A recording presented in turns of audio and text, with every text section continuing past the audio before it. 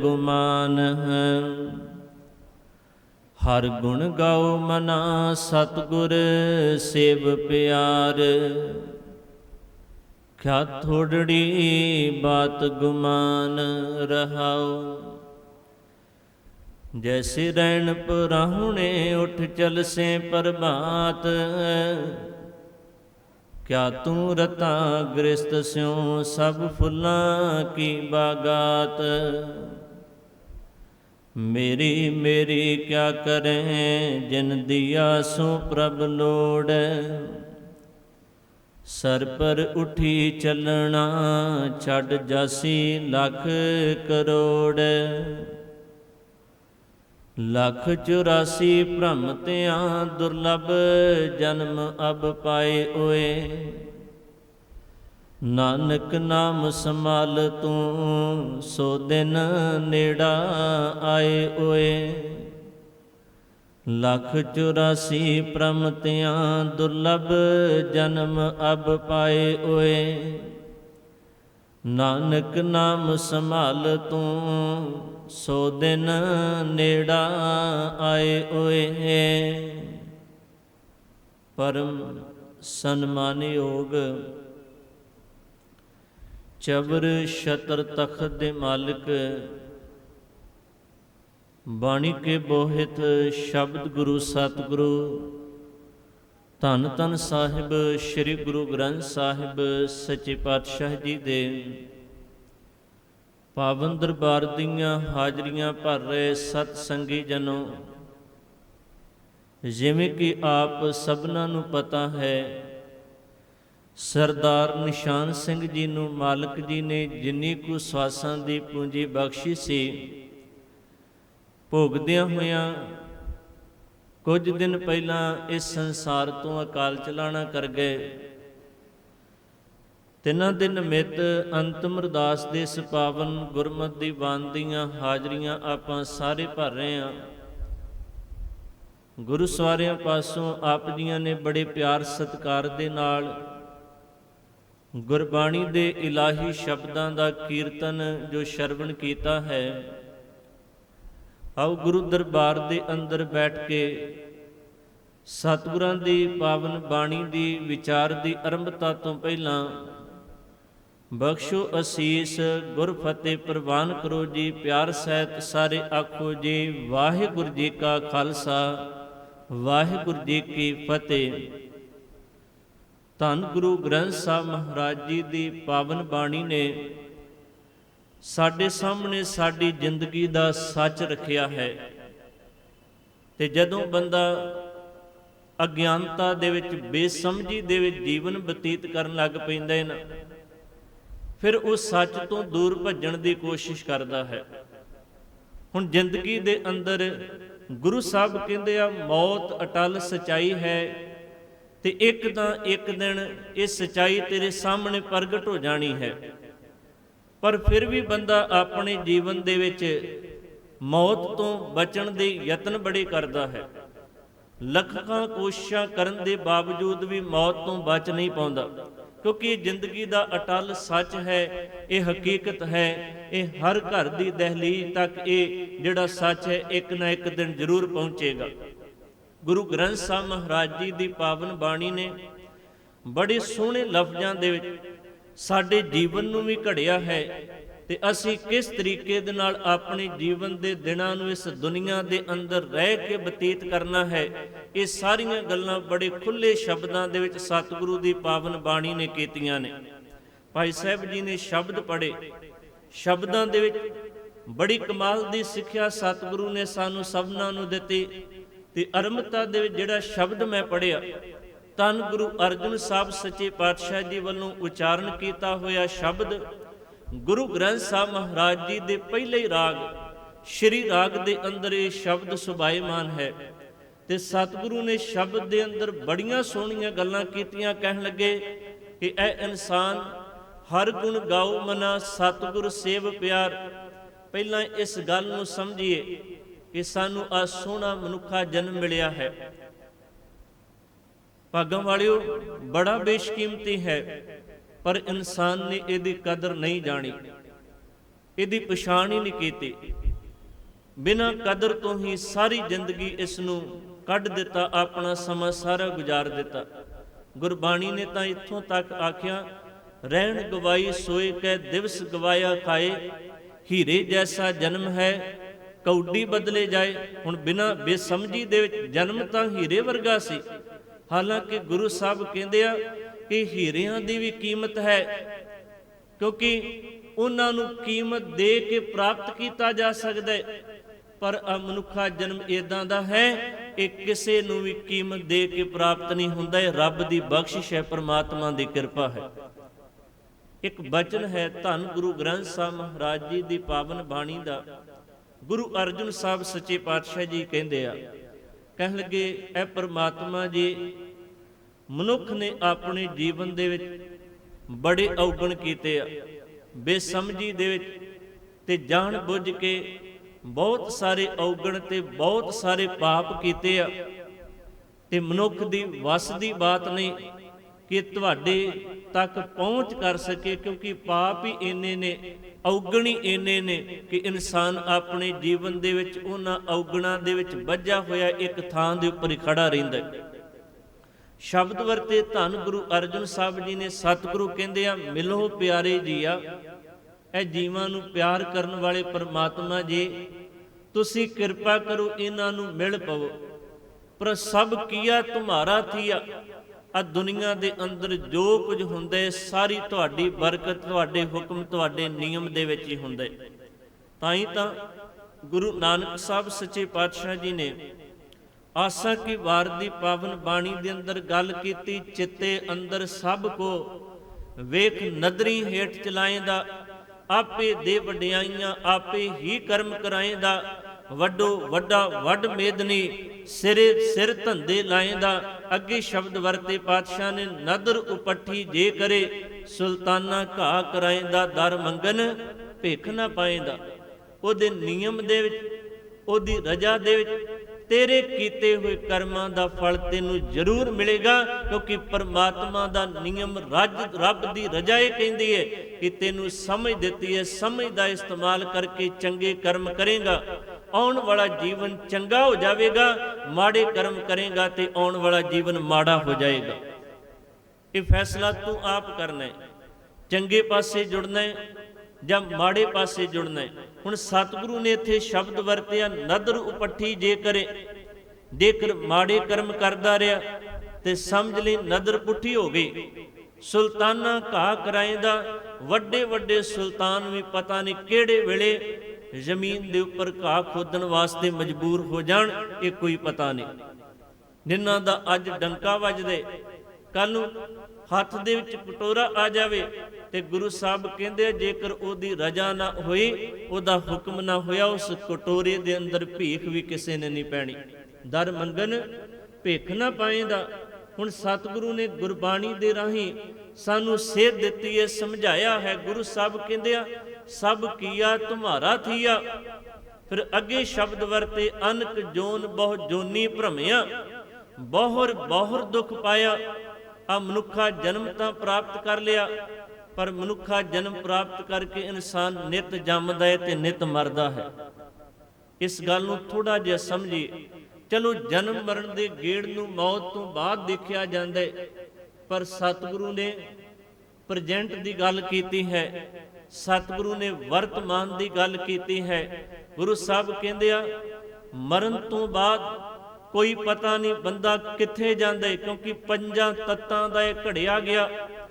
ਤੇ ਜਦੋਂ ਇਨਸਾਨ ਦੀ ਮੌਤ ਹੁੰਦੀ ਹੈ, ਪੰਖੇਰੂ ਉਡਾਰੀ ਮਾਰ ਜਾਂਦਾ ਹੈ, ਤੇ ਹਕੀਕਤ ਇਹ ਹੈ ਪੰਜ ਤੱਤ ਆਪਣੇ ਆਪਣੇ ਸੋਮੇ ਦੇ ਵਿੱਚ ਵਲੀਨ ਹੋ ਜਾਂਦੇ ਆ।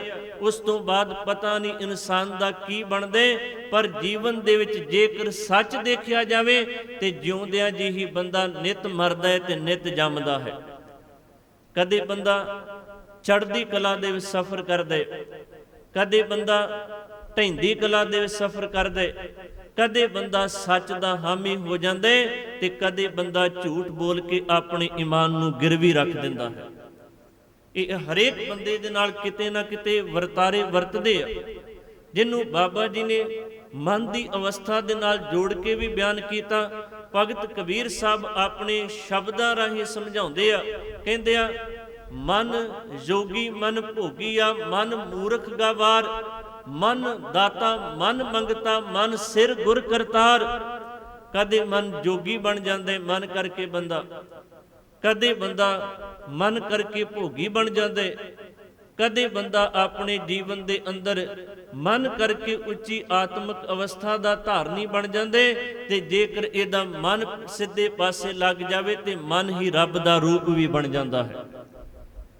ਮਨ ਦਾਤਾ ਮਨ ਮੰਗਤਾ, ਕਦੇ ਮਨ ਮੰਗਤਾ ਹੈ ਕਦੇ ਮਨ ਦਾਤਾ ਬਣ ਜਾਂਦਾ। ਫਿਰ ਅੱਗੇ ਸ਼ਬਦ ਵਰਤਿਆ ਮਨ ਸਿਰ ਗੁਰ ਕਰਤਾਰ, ਮਨ ਹੀ ਗੁਰੂ ਦਾ ਰੂਪ ਤੇ ਕਰਤਾਰ ਦਾ ਰੂਪ ਵੀ ਬਣ ਜਾਂਦਾ।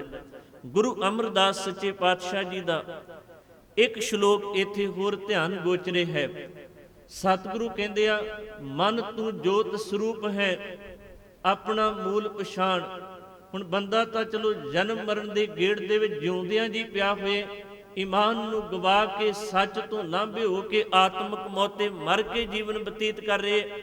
ਪਰ ਗੁਰੂ ਸਾਹਿਬ ਕਹਿੰਦੇ ਆ ਤੂੰ ਆਪਣੇ ਅਸਲੇ ਦੀ ਪਛਾਣ ਕਰ, ਤੇਰਾ ਅਸਲਾ ਕੀ ਹੈ, ਤੇਰਾ ਅਸਲ ਵਜੂਦ ਕੀ ਹੈ, ਤੇਰੇ ਅੰਦਰ ਪਰਮਾਤਮਾ ਅਕਾਲ ਪੁਰਖ ਨੇ ਕਿਹੜੀ ਤਾਕਤ ਟਿਕਾਈ ਹੈ, ਤੂੰ ਇਸ ਗੱਲ ਨੂੰ ਸਮਝ, ਇਸ ਗੱਲ ਨੂੰ ਆਪਣੇ ਜੀਵਨ ਦੇ ਅੰਦਰ ਸਮਝਣ ਦਾ ਯਤਨ ਕਰ। ਸ਼ਬਦ ਵਰਤਿਆ ਗੁਰੂ ਬਾਬਾ ਜੀ ਨੇ, ਸਤਿਗੁਰੂ ਗੁਰੂ ਅਮਰਦਾਸ ਸੱਚੇ ਪਾਤਸ਼ਾਹ ਜੀ ਦਾ ਸ਼ਲੋਕ। ਸਤਿਗੁਰੂ ਕਹਿੰਦੇ ਆ ਕਿ ਇਹ ਦੁਨੀਆ ਦੇ ਲੋਕੋ ਮਨ ਤੂੰ ਜੋਤ ਸਰੂਪ ਹੈ।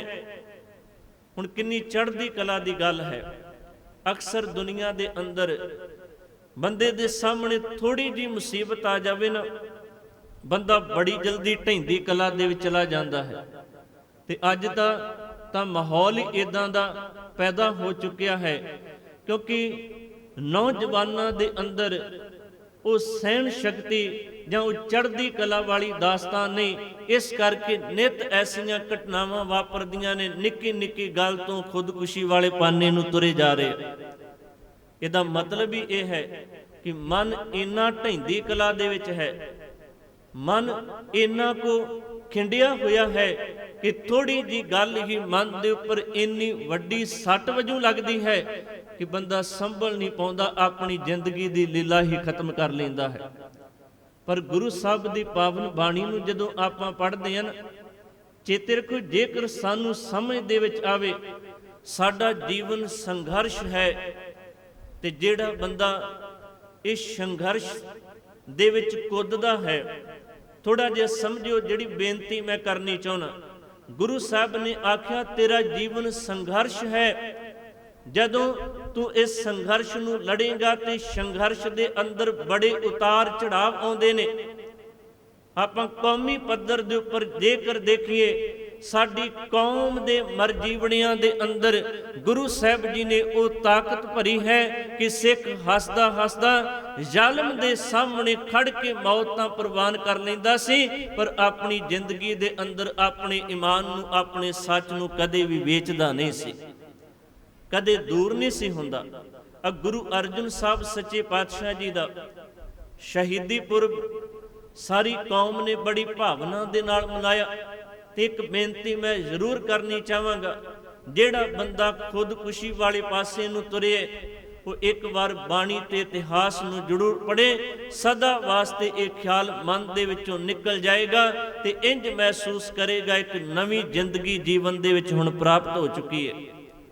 ਗੁਰੂ ਅਰਜਨ ਸਾਹਿਬ ਸੱਚੇ ਪਾਤਸ਼ਾਹ ਜੀ ਦੀ ਸ਼ਹਾਦਤ ਦਾ ਜਦੋਂ ਆਪਾਂ ਜ਼ਿਕਰ ਕਰਦੇ ਹਾਂ ਤੇ ਉਹਨਾਂ ਦੇ ਨਾਮ ਦੇ ਨਾਲ ਸ਼ਹੀਦਾਂ ਦੇ ਸਰਤਾਜ ਸ਼ਬਦ ਸਾਨੂੰ ਪੜ੍ਹਨ ਨੂੰ ਮਿਲਦੇ, ਕਿਉਂਕਿ ਕੌਮੀਅਤ ਦੇ ਅੰਦਰ ਉਹਨਾਂ ਨੇ ਜਿਹੜਾ ਜਜ਼ਬਾ ਭਰਿਆ, ਅੱਜ ਤੱਕ ਕਿਤੇ ਨਾ ਕਿਤੇ ਉਸ ਜਜ਼ਬੇ ਦੀ, ਉਸ ਅਣਖ ਤੇ ਗੈਰਤ ਦੀ ਕਣੀ ਸਿੱਖਾਂ ਦੇ ਜ਼ਮੀਰ ਦੇ ਵਿੱਚੋਂ ਲੱਭ ਜਾਂਦੀ ਹੈ।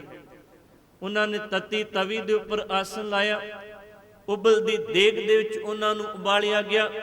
ਇੱਥੇ ਹੀ ਬਸ ਨਹੀਂ, ਤੱਤਾ ਰੇਤਾ ਉਹਨਾਂ ਦੇ ਸੀਸ ਦੇ ਵਿੱਚ ਪਾਇਆ ਗਿਆ।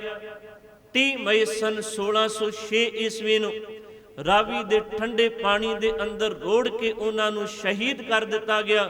ਗੁਰੂ ਅਰਜਨ ਸਾਹਿਬ ਜੀ ਨੂੰ ਸ਼ਹੀਦ ਕਰਨ ਵੇਲੇ ਜਿਹੜਾ ਕਾਨੂੰਨ ਵਰਤਿਆ ਸੀ, ਉਹ ਕਾਨੂੰਨ ਬਣਾਇਆ ਸੀ ਚੰਗੇਜ਼ ਖਾਨ ਨੇ। ਕਿਉਂਕਿ ਉਹਦੇ ਦਰਬਾਰੀਆਂ ਦੀ ਜਿਹੜੇ ਧਾਰਮਿਕ ਬਿਰਤੀ ਵਾਲੇ ਉਹਦੇ ਦਰਬਾਰ ਦੇ ਵਿੱਚ ਲੋਕ ਸਨ, ਉਹਨਾਂ ਦੀ ਇੱਕ ਮਨੌਤ ਸੀ, ਜੇਕਰ ਕਿਸੇ ਰਹਿਬਰ, ਕਿਸੇ ਚੰਗੇ ਖਿਆਲਾਂ ਵਾਲੇ ਪੁਰਸ਼ ਜਾਂ ਕਿਸੇ ਅਧਿਆਤਮਕ ਪੱਖ ਵਾਲੇ ਜਿਹਦਾ ਜੀਵਨ ਹੈ, ਉਸ ਬੰਦੇ ਨੂੰ ਕਤਲ ਕਰਨਾ ਹੈ ਤੇ ਉਹਦੇ ਖੂਨ ਦਾ ਇੱਕ ਵੀ ਕਤਰਾ ਧਰਤੀ ਦੇ ਉੱਪਰ ਨਹੀਂ ਡਿੱਗਣਾ ਚਾਹੀਦਾ।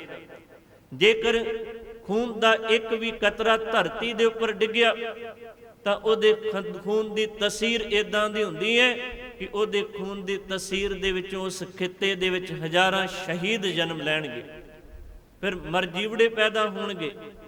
ਪਰ ਕਹਿੰਦੇ ਆ ਉਹਨਾਂ ਨੇ ਫਿਰ ਇਹ ਤਰੀਕਾ ਵਰਤਿਆ, ਤੱਤੀ ਤਵੀ ਦੇ ਉੱਪਰ ਸਤਿਗੁਰੂ ਨੂੰ ਬਿਠਾਉਣ ਦਾ ਕਾਰਨ ਹੀ ਇਹ ਸੀ ਕਿ ਉਹ ਕਾਨੂੰਨ ਦੀ ਪਾਲਣਾ ਕਰ ਰਹੇ ਸਨ, ਜਿਹੜਾ ਚੰਗੇਜ਼ ਖਾਨ ਵੱਲੋਂ ਸਿਆਸਤ ਦਾ ਕਾਨੂੰਨ ਤਿਆਰ ਕੀਤਾ ਗਿਆ ਸੀ ਕਿ ਸਤਿਗੁਰੂ ਦੇ ਸਰੀਰ ਦੇ ਅੰਦਰ ਜਿਹੜਾ ਖੂਨ ਹੈ ਤੱਤੀ ਤਵੀ ਦੇ ਉੱਪਰ ਬਿਠਾ ਕੇ ਸਾੜ ਦਿੱਤਾ ਜਾਵੇ। ਤੱਤਾ ਰੇਤਾ ਇਸੇ ਕਰਕੇ ਪਾਇਆ ਗਿਆ, ਉਬਲਦੀ ਦੇਗ ਦੇ ਵਿੱਚ ਇਸੇ ਵਾਸਤੇ ਉਹਨਾਂ ਨੂੰ ਉਬਾਲਿਆ ਗਿਆ। ਪਰ ਚੇਤੇ ਰੱਖੋ, ਇੱਕ ਬੇਨਤੀ ਮੈਂ ਇੱਥੇ ਹੋਰ ਕਰਨੀ ਚਾਹੁੰਦਾ, ਗੁਰੂ ਅਰਜਨ ਸਾਹਿਬ ਸੱਚੇ ਪਾਤਸ਼ਾਹ ਜੀ ਤੋਂ ਲੈ ਕੇ ਥੋੜਾ ਜਿਹਾ ਸਮਝੀਏ ਕਿ ਸਿੱਖਾਂ ਨੇ ਆਪਣੇ ਜੀਵਨ ਦੇ ਅੰਦਰ ਕਿੰਨਾ ਸੰਘਰਸ਼ ਲੜਿਆ ਹੈ। ਜਿਹੜੇ ਸਾਡੇ ਰੋਲ ਮਾਡਲ ਨੇ, ਅੱਜ ਤਾਂ ਚਲੋ ਬੰਦਾ ਹੋਰ ਹੀ ਚੀਜ਼ਾਂ ਨੂੰ, ਹੋਰ ਹੀ ਬੰਦਿਆਂ ਨੂੰ ਰੋਲ ਮਾਡਲ ਬਣਾ ਕੇ ਬੈਠਾ ਹੈ, ਪਰ ਸਿੱਖ ਇਤਿਹਾਸ ਦੇ ਵਿੱਚ ਜਿਨ੍ਹਾਂ ਨੇ ਆਪਾਂ ਕੁਰਬਾਨ ਕੀਤਾ, ਸਿੱਖਾ ਤੇਰੇ ਤੇ ਤੇਰੇ ਬੱਚਿਆਂ ਦੇ ਰੋਲ ਮਾਡਲ ਸਿਰਫ ਉਹ ਬਣਨੇ ਚਾਹੀਦੇ ਨੇ, ਤੇਰੇ ਤੇ ਤੇਰੇ ਬੱਚਿਆਂ ਦੇ ਰੋਲ ਮਾਡਲ ਹੋਰ ਕੋਈ ਨਹੀਂ ਹੋਣੇ ਚਾਹੀਦੇ। ਜਿਨ੍ਹਾਂ ਨੇ ਸਿਰਫ ਫੁਕਰੀਆਂ ਮਾਰੀਆਂ ਨੇ, ਮਾਫ ਕਰਿਓ, ਸੱਚ ਹੈ, ਜਿਹੜਾ ਬੰਦਾ ਸਿਰਫ ਫੁਕਰੀ ਮਾਰਦੇ, ਵੱਡੀਆਂ ਵੱਡੀਆਂ ਗੱਲਾਂ ਕਰਦੇ, ਇੱਥੇ ਬੰਦਾ ਉਹਨੂੰ ਰੋਲ ਮਾਡਲ ਸਮਝ ਲੈਂਦੇ, ਭਾਵੇਂ ਅੰਤਮ ਸਮੇਂ ਉਹ ਮੌਤ ਤੋਂ ਘਬਰਾ ਹੀ ਜਾਵੇ। ਪਰ ਇੱਧਰ ਦੇਖੋ, ਜ਼ਿੰਦਗੀ ਦਾ ਘੋਲ ਇਸ ਕਮਾਲ ਦੇ ਤਰੀਕੇ ਦੇ ਨਾਲ ਗੁਰੂ ਅਤੇ ਗੁਰੂ ਕੇ ਮਰਜੀਵੜਿਆਂ ਨੇ ਲੜਿਆ, ਜਿਹੜਾ ਅੱਜ ਵੀ ਸਾਨੂੰ ਰੋਸ਼ਨੀ ਪ੍ਰਦਾਨ ਕਰ ਰਿਹਾ ਹੈ। ਹੁਣ ਗੁਰੂ ਅਰਜਨ ਸਾਹਿਬ ਤੋਂ ਲੈ ਕੇ ਉਸ ਤੋਂ ਬਾਅਦ ਮੁਗਲ ਕਾਲ ਵੇਲੇ ਜਾਂ 18ਵੀਂ ਸਦੀ ਦਾ ਆਪਾਂ ਜ਼ਿਕਰ ਕਰਦੇ ਹਾਂ, ਜਿੰਨਾ ਵੀ ਸੰਘਰਸ਼ ਲੜਿਆ, ਇਸ ਸੰਘਰਸ਼ ਦੌਰਾਨ ਜਿੰਨੀਆਂ ਵੀ ਸ਼ਹਾਦਤਾਂ ਹੋਈਆਂ, ਤੇ ਅਕਸਰ ਜਦੋਂ ਕਿਸੇ ਸਿੱਖ ਨੂੰ ਗ੍ਰਿਫਤਾਰ ਕੀਤਾ ਜਾਂਦਾ ਸੀ, ਉਹਦੇ ਸਾਹਮਣੇ ਤਿੰਨ ਗੱਲਾਂ ਰੱਖੀਆਂ ਜਾਂਦੀਆਂ ਸਨ। ਤਿੰਨ ਗੱਲਾਂ, ਇਹੀ ਤਿੰਨ ਗੱਲਾਂ ਸਭ ਤੋਂ ਪਹਿਲਾਂ ਗੁਰੂ ਅਰਜਨ ਸਾਹਿਬ ਸੱਚੇ ਪਾਤਸ਼ਾਹ ਜੀ ਦੇ ਸਾਹਮਣੇ ਰੱਖੀਆਂ ਗਈਆਂ। ਉਹ ਤਿੰਨ ਗੱਲਾਂ ਸਨ। ਪਹਿਲੀ ਗੱਲ ਸੀ, ਉਹ ਕਹਿੰਦੇ ਸਨ ਇਸਲਾਮ ਕਬੂਲ ਕਰੋ। ਸਤਿਗੁਰੂ ਤੇ ਗੁਰੂ ਕੇ ਸਿੱਖਾਂ ਦਾ ਇੱਕੋ ਜਵਾਬ ਹੁੰਦਾ ਸੀ, ਜ਼ਬਰਦਸਤੀ ਅਸੀਂ ਕਿਸੇ ਦੇ ਧਰਮ ਨੂੰ ਕਬੂਲ ਨਹੀਂ ਕਰਦੇ। ਕੋਈ ਜ਼ੋਰ ਦੇ ਨਾਲ ਆਖੇ ਕਿ ਜ਼ਬਰਦਸਤੀ ਕਿਸੇ ਨੂੰ ਜਾਂ ਸਿੱਖਾਂ ਨੂੰ ਆਪਣੇ ਧਰਮ ਦੇ ਵਿੱਚ ਲੈ ਆਂਦਾ ਜਾਵੇ, ਇਹ ਕਦੇ ਹੋ ਨਹੀਂ ਸਕਦਾ। ਸਤਿਗੁਰੂ ਨੇ ਵੀ ਇਹੀ ਜਵਾਬ ਦਿੱਤਾ। ਕਹਿਣ ਲੱਗੇ ਦੂਜੀ ਗੱਲ ਉਹਨਾਂ ਵੱਲੋਂ ਕੀਤੀ ਜਾਂਦੀ ਸੀ, ਜਾਂ ਤਾਂ ਤੁਸੀਂ ਕੋਈ ਕਰਾਮਾਤ ਦਿਖਾਓ। ਸਤਿਗੁਰੂ, ਹੁਣ ਕਿੰਨੀ ਵੱਡੀ ਗੱਲ, ਅੱਜ ਤੁਸੀਂ ਦੇਖੋ ਜਿਹੜੇ ਪਖੰਡੀ ਸਾਧ ਨੇ, ਨਿੱਕੀਆਂ ਨਿੱਕੀਆਂ ਗੱਲਾਂ ਕਰਕੇ, ਆਮ ਜਾਦੂ ਟੋਣੇ ਕਰਕੇ, ਜੇ ਅਸਲ ਕੁਝ ਨਹੀਂ, ਸੱਚ ਕੁਝ ਨਹੀਂ, ਇਹ ਬੰਦੇ ਨੂੰ ਭਰਮਾਈ ਫਿਰਦੇ ਆ। ਬੰਦਾ ਸ਼ੌਂਕ ਦੇ ਨਾਲ ਉਹਨਾਂ ਦੇ ਦਰਾਂ ਦੇ ਉੱਪਰ ਜਾ ਕੇ ਲੁੱਟ ਦਾ ਸ਼ਿਕਾਰ ਬਣ ਰਿਹਾ ਹੈ ਤੇ ਭਰਾ ਦਾ ਵੈਰੀ ਬਣਿਆ ਬੈਠਾ ਹੈ। ਇਹਨਾਂ ਪਖੰਡੀਆਂ ਨੇ ਪਿੰਡ ਦੇ ਵਿੱਚ ਲੜਾਈਆਂ ਖੜੀਆਂ ਕਰਾ ਛੱਡੀਆਂ, ਕਿਉਂਕਿ ਇਹੋ ਜਿਹਾ ਸ਼ੱਕ ਮਨ ਦੇ ਅੰਦਰ ਪਾ ਦਿੰਦੇ ਆ। ਪਰ ਉਧਰ ਗੁਰੂ ਸਾਹਿਬ ਜਵਾਬ ਦੇ ਰਹੇ ਆ ਕਿ ਕਰਾਮਾਤ ਇਨਸਾਨ ਦਿਖਾ ਨਹੀਂ ਸਕਦਾ। ਤੇ ਜੇਕਰ ਦੇਖਿਆ ਜਾਵੇ, ਰੱਬੀ ਕੁਦਰਤ ਦੇ ਅੰਦਰ, ਪਰਮਾਤਮਾ ਦੇ ਬਣਾਏ ਹੋਏ ਇਸ ਨਿਜ਼ਾਮ ਦੇ ਅੰਦਰ ਰੱਬ ਵੱਲੋਂ ਬੇਅੰਤ ਕਰਾਮਾਤਾਂ ਵਾਪਰ ਰਹੀਆਂ ਨੇ, ਉਹਦੀ ਬਰਾਬਰੀ ਦੁਨੀਆ ਦੇ ਅੰਦਰ ਹੋਰ ਕੋਈ ਕਰ ਹੀ ਨਹੀਂ ਸਕਦਾ।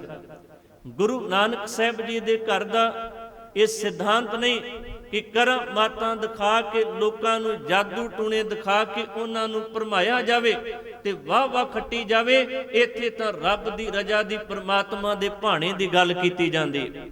ਥੋੜਾ ਜਿਹਾ ਸਮਝੀਏ, ਗੁਰੂ ਨਾਨਕ ਸਾਹਿਬ ਜੀ ਦੇ ਘਰ ਕਰਾਮਾਤ ਤੇ ਚਮਤਕਾਰ ਦਾ ਕਨਸੈਪਟ ਨਹੀਂ, ਇੱਥੇ ਰੱਬੀ ਰਜ਼ਾ ਤੇ ਰੱਬੀ ਭਾਣੇ ਦੀ ਗੱਲ ਕੀਤੀ ਗਈ। ਗੁਰੂ ਨਾਨਕ ਸਾਹਿਬ ਜੀ ਨੇ ਜਪਜੀ ਸਾਹਿਬ ਦੀ ਪਹਿਲੀ ਪੌੜੀ ਦੇ ਅੰਦਰ ਹੀ ਸਾਨੂੰ ਇਹ ਸਬਕ ਦ੍ਰਿੜ ਕਰਾਇਆ ਹੈ ਕਿ ਬੰਦਿਆ ਸਚਿਆਰ ਤਦ ਬਣਿਆ ਜਾਣੇ ਜਦੋਂ ਤੇਰੇ ਜੀਵਨ ਦੇ ਅੰਦਰ ਰੱਬੀ ਰਜਾ ਤੇ ਰੱਬੀ ਭਾਣੇ ਦੀ ਸਮਝ ਆ ਕੇ ਤੂੰ ਆਪਣੇ ਜੀਵਨ ਦੇ ਵਿੱਚ ਉਸ ਮੁਤਾਬਕ ਜੀਵਨ ਜਿਉਣਾ ਸ਼ੁਰੂ ਕਰ ਦਿੱਤਾ।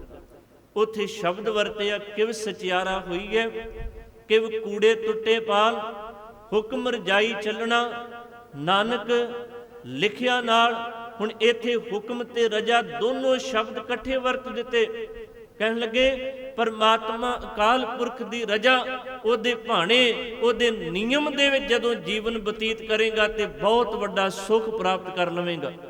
ਇੱਕ ਬੇਨਤੀ ਮੈਂ ਇੱਥੇ ਕਰਾਂ, ਜਦੋਂ ਸਾਡੇ ਤੋਂ ਕੋਈ ਵਿਛੜਦਾ ਹੈ ਨਾ, ਸਾਡੀ ਜ਼ਿੰਦਗੀ ਦੇ ਅੰਦਰ ਰੋਣਾ ਧੋਣਾ ਬਿਲਕੁਲ ਨਹੀਂ ਹੋਣਾ ਚਾਹੀਦਾ।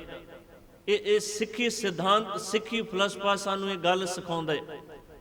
ਸਾਡੇ ਜੀਵਨ ਦੇ ਅੰਦਰ ਸਿਰਫ ਰੱਬ ਦਾ ਸ਼ੁਕਰਾਨਾ ਹੈ। ਸਿੱਖ ਵਾਸਤੇ ਮੌਤ ਵੀ ਸ਼ੁਕਰਾਨਾ ਬਣ ਜਾਂਦੀ ਹੈ, ਉਹ ਗੱਲ ਵੱਖਰੀ ਹੈ। ਇੱਥੇ ਕੋਈ ਸਾਰੀ ਉਮਰ ਭੋਗ ਕੇ ਵੀ ਇਸ ਦੁਨੀਆ ਤੋਂ ਜਾਂਦੇ ਤੇ ਲੋਕ ਲਾਜ ਵਜੋਂ ਜਦੋਂ ਸਰੀਕਾ ਭਾਈਚਾਰਾ ਇਕੱਠਾ ਹੁੰਦੇ ਤੇ ਅਕਸਰ ਕਈ ਵਾਰ ਇਹ ਗੱਲਾਂ ਵੀ ਸੁਣਨ ਨੂੰ ਮਿਲਦੀਆਂ ਨੇ ਜਾਂ ਆਖ ਦਿੱਤੀਆਂ ਜਾਂਦੀਆਂ ਨੇ ਕਿ ਰੱਬ ਨੇ ਸਾਡੇ ਨਾਲ ਧਰੋਹ ਕਮਾ ਲਿਆ ਜਾਂ ਪਰਮਾਤਮਾ ਅਕਾਲ ਪੁਰਖ ਨੇ ਸਾਡੇ ਨਾਲ ਚੰਗਾ ਨਹੀਂ ਕੀਤਾ। ਚੇਤੇ ਰੱਖਿਓ, ਗੁਰੂ ਸਾਹਿਬ ਕਹਿੰਦੇ ਆ ਸਮਝ ਜਿਸ ਕੀ ਵਸਤ ਇਹ ਤੇਰੀ ਚੀਜ਼ ਨਹੀਂ, ਤੂੰ ਬੇਈਮਾਨ ਹੋ ਕੇ ਬੈਠੇ। ਇੱਥੇ ਤੇਰਾ ਕੁਝ ਵੀ ਆਪਣਾ ਨਹੀਂ, ਪ੍ਰਾਨੀ ਕਿਆ ਮੇਰਾ ਕਿਆ ਤੇਰਾ। ਜਿੱਥੇ ਗੁਰੂ ਸਾਹਿਬ ਨੇ ਜਿਸ ਸੋਚ ਤੱਕ ਸਾਨੂੰ ਪਹੁੰਚਾਇਆ ਉਸ ਸੋਚ ਤੱਕ ਅਸੀਂ ਪਹੁੰਚਣ ਦਾ ਯਤਨ ਕਰੀਏ। ਇੱਥੇ ਤੇਰਾ ਆਪਣਾ ਕੁਝ ਨਹੀਂ, ਸਗੋਂ ਆਵਨ ਜਾਨ ਇੱਕ ਖੇਲ ਬਣਾਇਆ। ਤੈਨੂੰ ਤਾਂ ਰੱਬ ਨੇ ਇੱਕ ਖੇਡ ਦਾ ਮੋਹਰਾ ਬਣਾ ਕੇ ਇਸ ਦੁਨੀਆ ਦੇ ਅੰਦਰ ਭੇਜਿਆ। ਆਵਨ ਜਾਨ ਇੱਕ ਖੇਲ ਬਣਾਇਆ, ਆਗਿਆਕਾਰੀ ਕੀਨੀ ਮਾਇਆ। ਤੂੰ ਸਿਰਫ ਇੱਕ ਖੇਡ ਦਾ ਮੋਹਰਾ ਹੈ। ਜਿਵੇਂ ਖੇਡ ਦੇ ਮੋਹਰੇ ਨੂੰ ਖਿਡਾਰੀ ਜਿੱਧਰ ਰੱਖੇ ਉਧਰ ਉਹਨੂੰ ਟਿਕਣਾ ਪੈਂਦਾ, ਬਿਲਕੁਲ ਇਸੇ ਤਰੀਕੇ ਦੇ ਨਾਲ ਪਰਮਾਤਮਾ ਆਪਣੀ ਰਜਾ ਦੇ ਵਿੱਚ ਜਿਹਨੂੰ ਤੈਨੂੰ ਜਿੱਥੇ ਰੱਖੇ ਉੱਥੇ ਤੈਨੂੰ ਰਹਿਣਾ ਪੈਣਾ ਹੈ। ਇਸ ਕਰਕੇ ਇਸ ਕਨਸੈਪਟ ਨੂੰ, ਇਸ ਵਿਚਾਰਧਾਰਾ ਨੂੰ ਆਪਣੀ ਜ਼ਿੰਦਗੀ ਦੇ ਅੰਦਰ ਬਾਖੂਬੀ ਸਮਝਣ ਦਾ ਯਤਨ ਕਰੀਏ। ਸਤਿਗੁਰੂ ਨੇ ਸਾਨੂੰ ਕਿੱਥੇ ਟਿਕਾਇਆ। ਸਾਡੀ ਜ਼ਿੰਦਗੀ ਦੇ ਅੰਦਰ ਗਿਲੇ ਸ਼ਿਕਵੇ ਨਹੀਂ ਹੋਣੇ ਚਾਹੀਦੇ। ਸਾਡੀ ਜ਼ਿੰਦਗੀ ਦੇ ਅੰਦਰ ਇਹ ਸ਼ਬਦਾਵਲੀ ਨਹੀਂ ਹੋਣੀ ਚਾਹੀਦੀ ਕਿ ਪਰਮਾਤਮਾ ਤੂੰ ਧਰੋਹ ਕਮਾ ਲਿਆ, ਬਲਕਿ ਸਿੱਖ ਤਾਂ ਮਾਲਕ ਦੇ ਦਰ ਦੇ ਉੱਪਰ ਜੁੜ ਕੇ ਅਰਦਾਸ ਕਰੇ, ਮਾਲਕਾ ਤੇਰੀਆਂ ਦਿੱਤੀਆਂ ਦਾਤਾਂ ਸਨ, ਤੂੰ ਲੈ ਲਈਆਂ, ਇਹਦੇ ਵਿੱਚ ਗਿਲੇ ਸ਼ਿਕਵੇ ਵਾਲੀ ਕਿਹੜੀ ਗੱਲ ਹੈ। ਜਿਸ ਕੀ ਬਸਤ ਤਿਸ ਆਗੇ ਰਾਖੇ, ਪ੍ਰਭ ਕੀ ਆਗਿਆ ਮਾਨੇ ਮਾਥੇ। ਰੱਬ ਦੀ ਆਗਿਆ, ਪਰਮਾਤਮਾ ਦੇ ਭਾਣੇ, ਰੱਬ ਦੇ ਹੁਕਮ ਨੂੰ ਆਪਣੀ ਜ਼ਿੰਦਗੀ ਦੇ ਅੰਦਰ ਸਿਰ ਮੱਥੇ ਪ੍ਰਵਾਨ ਕਰ ਲਵੇਂਗਾ, ਜੀਵਨ ਬਹੁਤ ਸੁਖੀ ਹੋ ਜਾਏਗਾ। ਜੇਕਰ ਮੋਹ ਦੀਆਂ ਤੰਦਾਂ ਮਜ਼ਬੂਤ ਕਰਕੇ ਬੈਠਾ ਰਿਹਾ, ਸਾਰੀ ਜ਼ਿੰਦਗੀ ਦੁੱਖਾਂ ਦੇ ਹੰਝੂ ਰੋਂਦਾ ਰਵੇਂਗਾ, ਪਰ ਪੱਲੇ ਕੁਝ ਨਹੀਂ ਜੇ ਪਵੇਗਾ। ਸਾਡੇ ਮਨ ਨੂੰ ਮਜ਼ਬੂਤ ਕੀਤੇ ਮੈਂ ਅਰਜ਼ ਕਰ ਰਿਹਾ, ਜ਼ਿੰਦਗੀ ਦਾ ਘੋਲ ਉਹ ਬੰਦੇ ਲੜ ਸਕਦੇ ਆ ਜਿਹੜੇ ਮਨ ਕੜ ਕੇ ਚੜ੍ਹਦੀ ਕਲਾ ਦੇ ਧਾਰਨੀ ਨੇ, ਜਿਨ੍ਹਾਂ ਦੇ ਕੋਲ ਮਨ ਦੀ ਮਜ਼ਬੂਤੀ ਹੈ। ਤੇ ਗੁਰੂ ਸਾਹਿਬ ਪਾਵਨ ਬਾਣੀ ਦੇ ਅੰਦਰ ਭਗਤ ਕਬੀਰ ਸਾਹਿਬ ਜੀ ਦੀ ਸ਼ਬਦ ਹੈ ਪਾਵਨ ਬਾਣੀ ਦੇ ਅੰਦਰ, ਜਿਹਦੇ ਵਿੱਚ ਉਹ ਕਹਿੰਦੇ ਆ, ਤੂੰ ਮੇਰੋ ਮੇਰ ਪਰਵਤ ਸੁਆਮੀ। ਐ ਮਾਲਕਾ, ਤੂੰ ਮੇਰੇ ਜੀਵਨ ਦੇ ਅੰਦਰ ਸੁਮੇਰ ਪਰਵਤ ਦੀ ਤਰ੍ਹਾਂ, ਤੂੰ ਮੇਰੋ ਮੇਰ ਪਰਵਤ ਸੁਆਮੀ। ਓਟ ਗਈ ਮੈਂ ਤੇਰੀ ਓਟ ਤੱਕੀ ਹੈ। ਤੂੰ ਬਹੁਤ ਉੱਚਾ ਹੈ, ਤੂੰ ਬੇਅੰਤ ਹੈ। ਜਦੋਂ ਮੈਂ ਉੱਚੇ ਮਾਲਕ ਅਕਾਲ ਪੁਰਖ ਦੀ ਓਟ ਟੱਕੀ ਤੇ ਮਨ ਕਰਕੇ ਮੈਂ ਹੁਣ ਡਾਵਾਂ ਡੋਲ ਵਾਲੀ ਬਿਰਤੀ ਦੇ ਵਿੱਚੋਂ ਨਿਕਲ ਗਿਆ। ਤੂੰ ਮੇਰੋ ਮੇਰ ਪਰਵਤ ਸੁਆਮੀ, ਓਟ ਗਈ ਮੈਂ ਤੇਰੀ, ਨਾ ਤੁਮ ਡੋਲੋ ਨਾ ਹਮ ਗਿਰਤੇ, ਰੱਖ ਲੀਨੀ ਹਰ ਮੇਰੀ। ਹੁਣ ਤਾਂ ਪਰਮਾਤਮਾ ਅਕਾਲ ਪੁਰਖ ਨੇ ਇੱਜ਼ਤ ਪੱਤ ਆਪ ਹੀ ਬਚਾ ਲਈ। ਹੁਣ ਮਨ ਡੋਲਦਾ ਨਹੀਂ, ਹੁਣ ਮਨ ਇੰਜ ਮਹਿਸੂਸ ਹੋ ਰਿਹਾ ਕਿ ਆ ਮਨ ਰੱਬ ਦੀ ਜੋਤ ਹੈ, ਇਹ ਮਨ ਰੱਬ ਦਾ ਸਰੂਪ ਬਣ ਚੁੱਕੇ। ਮੈਂ ਅਰਜ਼ ਕੀਤੀ, ਮਨ ਤੂੰ ਜੋਤ ਸਰੂਪ ਹੈ, ਆਪਣਾ ਮੂਲ ਪਛਾਣ। ਮਨ ਹਰ ਜੀ ਕਿੰਨੀ ਚੜ੍ਹਦੀ ਕਲਾ ਵਾਲੀ ਗੱਲ ਹੈ। ਤੁਸੀਂ ਦੇਖੋ, ਢਹਿੰਦੀ ਕਲਾ ਵਾਲੀ ਇੱਕ ਵੀ ਗੱਲ ਨਹੀਂ ਬਾਣੀ ਦੇ ਵਿੱਚੋਂ ਸਾਨੂੰ ਪੜ੍ਹਨ ਨੂੰ ਮਿਲੇਗੀ। ਇੱਥੇ ਨਿਰਾਸ਼ਾਵਾਦੀ ਗੱਲਾਂ ਨੇ, ਇੱਥੇ ਸਿਰਫ ਆਸ਼ਾਵਾਦੀ ਗੱਲਾਂ ਕਹਿ ਕੇ ਸਾਨੂੰ ਜ਼ਿੰਦਗੀ ਦੇ ਸੰਘਰਸ਼ ਦੇ ਜੇਤੂ ਹੋਣ ਵਾਸਤੇ ਪ੍ਰੇਰਿਆ ਗਿਆ ਹੈ। ਇੱਥੇ ਸਿਰਫ ਪੋਜ਼ਿਟਿਵ ਥਿੰਕਿੰਗ ਰੱਖ ਕੇ ਜ਼ਿੰਦਗੀ ਬਤੀਤ ਕਰਨ ਦੀ ਗੱਲ ਕੀਤੀ ਗਈ। ਇੱਥੇ ਨੈਗੇਟਿਵ ਥਿੰਕਿੰਗ ਬਿਲਕੁਲ ਵੀ ਨਹੀਂ ਮਿਲੇਗੀ। ਇਸ ਕਰਕੇ ਤਾਂ ਹੀ ਤਾਂ ਬਾਰ-ਬਾਰ ਸਤਿਗੁਰੂ ਕਹਿੰਦੇ ਆ, ਪੋਜ਼ਿਟਿਵ ਥਿੰਕਿੰਗ ਦੇ ਵਿੱਚ ਜਿਉਣਾ ਚਾਹੁੰਦੇ ਨਾ, ਆਵੋ ਸਿੱਖ ਸਤਿਗੁਰੂ ਕੇ ਪਿਆਰਿਓ। ਆਖਿਆ ਤਾਂ ਹੀ ਆਖਿਆ, ਤੇਰੀ ਸੁਰਤ ਨੂੰ ਚੜ੍ਹਦੀ ਕਲਾ ਮਿਲੇਗੀ। ਤੂੰ ਜ਼ਿੰਦਗੀ ਦੇ ਸੰਘਰਸ਼ ਦੇ ਅੰਦਰ ਆਪਣੀ ਮੰਜ਼ਿਲ ਤੱਕ ਜ਼ਰੂਰ ਪਹੁੰਚ ਜਾਏਗਾ। ਨਿਤ ਚੰਗੇ ਸ਼ਬਦਾਂ ਦੇ ਨਾਲ ਜੁੜਿਆ ਕਰ, ਨਿਤ ਆਪਣੀ ਸੋਚ ਨੂੰ ਚੜ੍ਹਦੀ ਕਲਾ ਵਾਲੇ ਸ਼ਬਦ ਦਿਆ ਕਰ। ਆਵੋ ਸਿੱਖ ਸਤਿਗੁਰੂ ਕੇ ਪਿਆਰਿਓ, ਗਾਵੋ ਸੱਚੀ ਬਾਣੀ, ਬਾਣੀ ਤਾਂ ਗਾਵੋ ਗੁਰੂ ਕੇਰੀ। ਬਾਣੀਆਂ ਸਰਬਾਣੀ ਜਿਨ ਕੋ ਨਦਰ ਕਰਮ ਹੋਵੇ, ਹਿਰਦੇ ਤਿਨਾ ਸਮਾਣੀ। ਪੀਵੋ ਅੰਮ੍ਰਿਤ ਸਦਾ ਰਹੋ ਹਰ ਰੰਗ, ਜਪਿਓ ਸਾਰੰਗ ਪਾਣੀ। ਕਹਿ ਨਾਨਕ ਸਦਾ ਗਾਵੋ ਇਹ ਸੱਚੀ ਬਾਣੀ। ਇਸੇ ਕਰਕੇ ਆਖਿਆ ਜੀ, ਮੈਂ ਅਰਜ਼ ਕਰ ਰਿਹਾ ਸੀ, ਗੁਰੂ ਸਾਹਿਬ ਜੀ ਨੇ ਸਾਨੂੰ ਕਰਾਮਾਤ ਤੇ ਚਮਤਕਾਰ ਦਾ ਕਨਸੈਪਟ ਨਹੀਂ ਦਿੱਤਾ। ਸਤਿਗੁਰੂ ਦੇ ਘਰ ਨੂੰ ਸਾਨੂੰ ਰੱਬੀ ਰਜਾ ਤੇ ਪਰਮਾਤਮਾ ਦੇ ਭਾਣੇ ਦੇ ਵਿੱਚ ਜੀਵਨ ਜਿਉਣ ਦੀ ਜਾਚ ਸਿਖਾਈ, ਸਾਨੂੰ ਇਹ ਵਿਚਾਰਧਾਰਾ ਦਿੱਤੀ ਹੈ। ਤੇ ਉਹਨਾਂ ਨੇ ਆਪ ਵੀ ਰੱਬੀ ਰਜਾ ਤੇ ਪਰਮਾਤਮਾ ਦੇ ਭਾਣੇ ਦੇ ਵਿੱਚ ਰਹਿ ਕੇ ਜੀਵਨ ਬਤੀਤ ਕੀਤੇ। ਰੱਬ ਦੇ ਭਾਣੇ ਪਰਮਾਤਮਾ ਦੇ ਰਜਾ ਤੋਂ ਬਿਨਾਂ ਉਹਨਾਂ ਦੀ ਜ਼ਿੰਦਗੀ ਦੇ ਅੰਦਰ ਹੋਰ ਕੁਝ ਹੈ ਹੀ ਨਹੀਂ। ਹੁਣ ਧੰਨ ਗੁਰੂ ਅਰਜਨ ਸਾਹਿਬ ਜੀ ਦੇ ਸਾਹਮਣੇ ਜਦੋਂ ਦੂਜੀ ਸ਼ਰਤ ਰੱਖੀ ਗਈ, ਦੂਜੀ ਗੱਲ ਉਹਨਾਂ ਨੂੰ ਆਖੀ ਗਈ, ਕਰਾਮਾਤ ਦਿਖਾਓ, ਤੁਹਾਨੂੰ ਛੱਡ ਦਿੱਤਾ ਜਾਵੇਗਾ। ਸਤਿਗੁਰੂ ਕਹਿੰਦੇ ਆ, ਇਹ ਗੁਰੂ ਨਾਨਕ ਦੇ ਘਰ ਦਾ ਕਨਸੈਪਟ ਨਹੀਂ। ਫਿਰ ਤੀਜੀ ਗੱਲ ਉਹ ਕਰਦੇ ਆ, ਮੌਤ ਕੁਰਬਾਨ ਕਰੋ। ਸਤਿਗੁਰੂ ਗੁਰੂ ਅਰਜਨ ਸਾਹਿਬ ਕਹਿੰਦੇ ਆ, ਜਿੱਦਣ ਸੱਚ ਦੇ ਰਾਹ ਦੇ ਉੱਪਰ ਤੁਰੇ ਸੀ, ਮੌਤ ਤਾਂ ਉਦਣ ਹੀ ਕੁਰਬਾਨ ਕਰ ਲਈ ਸੀ। ਹੁਣ ਸਿਰਫ ਸਰੀਰ ਨਾਸ ਹੋਣਾ ਹੈ। ਗੱਲ ਨੂੰ ਥੋੜਾ ਜਿਹਾ ਸਮਝਿਓ। ਮੌਤ ਉਦ ਜੋ ਤੋ ਪ੍ਰੇਮ ਖੇਲਣ ਕਾ ਚਾਓ, ਸਿਰ ਧਰ ਤਲੀ ਗਲੀ ਮੇਰੀ ਆਓ। ਇਤ ਮਾਰਗ ਪੈਰ ਧਰੀਜੇ, ਸਿਰ ਦੀਜੇ ਕਾਣ ਨਾ ਕੀਜੇ। ਕਿਉਂਕਿ ਸੱਚ ਦੇ ਰਾਹ ਦੇ ਉੱਪਰ, ਜ਼ਿੰਦਗੀ ਦੇ ਅਸਲ ਸੰਘਰਸ਼ ਦੇ ਉੱਪਰ ਮੌਤ ਕੁਰਬਾਨ ਕਰਨ ਤੋਂ ਬਿਨਾਂ ਤੁਰਿਆ ਨਹੀਂ ਜਾਂਦਾ। ਉਹੀ ਤੁਰਦੇ ਆ। ਤਾਂ ਹੀ ਤਾਂ ਬਾਬਾ ਜੀ ਨਿਤ ਬਾਣੀ ਦੇ ਵਿੱਚ ਕਹਿੰਦੇ ਆ, ਆਖਾਂ ਜੀਵਾਂ ਵਿਸਰੇ ਮਰ ਜਾਉ। ਜਦੋਂ ਮੈਂ ਰੱਬ ਨੂੰ ਆਖਦਾ, ਰੱਬ ਦੀ ਸਿਫਤ ਕਰਦਾ, ਮੈਨੂੰ ਜ਼ਿੰਦਗੀ ਮਿਲਦੀ ਹੈ। ਜਦੋਂ ਹੀ ਰੱਬੀ ਸਿਫਤ, ਇਹ ਉੱਚੀ ਸ਼ਬਦਾਵਲੀ ਮੇਰੇ ਜੀਵਨ ਦੇ ਵਿੱਚੋਂ ਨਿਕਲ ਜਾਂਦੀ ਹੈ, ਉਦੋਂ ਹੀ ਮੈਂ ਆਤਮਿਕ ਪੱਧਰ ਦੇ ਉੱਪਰ ਮਰ ਜਾਣਾ, ਮੇਰੀ ਮੌਤ ਹੋ ਜਾਂਦੀ ਹੈ। ਫਿਰ ਅੱਗੇ ਸ਼ਬਦ ਜਿਹੜੇ ਵਰਤੇ ਉਹ ਵੀ ਧਿਆਨ ਗੋਚਰੇ ਨੇ। ਆਖਣ ਔਖਾ ਸਾਚਾ ਨਾਉ, ਸੱਚ ਦੇ ਰਾਹ ਦੇ ਉੱਪਰ ਤੁਰਨਾ ਬੜਾ ਔਖਾ ਹੈ। ਤੇ ਜਿਹੜੇ ਤੁਰੇ, ਗੁਰੂ ਬਾਬਾ ਜੀ ਉਹਨਾਂ ਵਾਸਤੇ ਬਾਣੀ ਦੇ ਵਿੱਚ ਕਹਿੰਦੇ ਆ, ਸੱਚੇ ਮਾਰਗ ਚੱਲਦਿਆਂ ਉਸਤਤ ਕਰੇ ਜਹਾਨ। ਸੱਚ ਦਾ ਰਾਹ ਭਾਵੇਂ ਔਖਾ ਹੈ, ਪਰ ਮਰਦ ਤੁਰਦੇ ਆ। ਜਿਹੜੇ ਜ਼ਿੰਦਗੀ ਦੇ ਸੰਘਰਸ਼ ਦੇ ਅੰਦਰ ਮੁਸੀਬਤਾਂ ਦਾ ਟਾਕਰਾ ਕਰਨਾ ਜਾਣਦੇ ਆ, ਜਿਨ੍ਹਾਂ ਦੀ ਸੋਚ ਉੱਚੀ ਹੈ, ਜਿਹੜੇ ਚੜ੍ਹਦੀ ਕਲਾ ਦੇ ਧਾਰਨੀ ਨੇ, ਉਹ ਇਹਨਾਂ ਰਾਹਾਂ ਦੇ ਉੱਪਰ ਤੁਰਦੇ ਨੇ। ਉਹ ਆਪਣੇ ਜੀਵਨ ਦੇ ਵਿੱਚ ਮੌਤ ਨੂੰ ਵੀ ਪ੍ਰਵਾਨ ਖੁਸ਼ੀ-ਖੁਸ਼ੀ ਕਰ ਲੈਂਦੇ। ਇਹ ਹਕੀਕਤ ਹੈ। ਚਲੋ, ਦੁਨਿਆਵੀ ਮੌਤ ਦੇ ਕਨਸੈਪਟ ਨੂੰ ਰੱਖਦਿਆਂ ਹੋਇਆਂ ਆਪਾਂ ਇੱਥੇ ਬੈਠੇ ਹਾਂ। ਆ ਸਰੀਰ ਹੈ, ਇਹ ਸਾਰਿਆਂ ਦਾ ਫਨਾਹ ਹੋ ਜਾਣਾ ਹੈ। ਕਿਸੇ ਨੇ ਵੀ ਇੱਥੇ ਟਿਕੇ ਨਹੀਂ ਰਹਿਣਾ। ਥੋੜੇ ਦਿਨ ਦੀ ਮਹੌਲਤ ਹੈ। ਤੇ ਗੁਰੂ ਅਰਜਨ ਸਾਹਿਬ ਜੀ ਨੇ ਜਿਹੜਾ ਸ਼ਬਦ ਮੈਂ ਆਰੰਭਤਾ ਦੇ ਵਿੱਚ ਅਰਜ਼ ਕੀਤਾ ਸੀ, ਇਹੀ ਗੱਲਾਂ ਕੀਤੀਆਂ ਨੇ। ਕਹਿੰਦੇ ਨੇ, ਆ ਸਰੀਰ ਹੈ, ਥੋੜੇ ਦਿਨ ਦੀ ਮਹੌਲਤ ਹੈ, ਤੇ ਥੋੜੇ ਦਿਨ ਦੀ ਮੋਹਲਤ ਮੁੜੀ ਹੈ। ਕਿਉਂ ਹੰਕਾਰ ਕਰਦੇ, ਕਿਉਂ ਮਾਣ ਕਰਦੇ, ਕਿਉਂ ਗੁਮਾਨ ਕਰਦਾ? ਮਾਣ ਕਿਸ ਗੱਲ ਦਾ, ਹੰਕਾਰ ਕਿਸ ਗੱਲ ਦਾ? ਆਪਣੇ ਜੀਵਨ ਦੇ ਵਿੱਚ ਹਰ ਗੁਣ ਗਾਓ ਮਨਾ। ਗੁਰੂ ਪਰਮਾਤਮਾ ਦੀ ਸਿੱਖਿਆ ਮੁਤਾਬਕ ਰੱਬ ਦੀ ਸਿਫਤ ਕਰਿਆ ਕਰ। ਚੰਗੇ ਪਾਸੇ ਸਫ਼ਰ ਕਰਨ ਦਾ ਯਤਨ ਕਰਿਆ ਕਰ।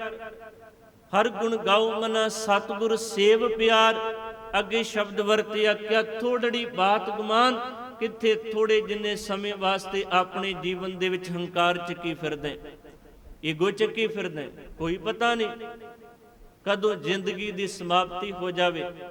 ਸਰੀਰ ਦੀ ਮੌਤ ਸਾਰਿਆਂ ਨੇ ਮਰਨਾ, ਕੋਈ ਮਰਨੋਂ ਬਚ ਨਹੀਂ ਸਕਦਾ।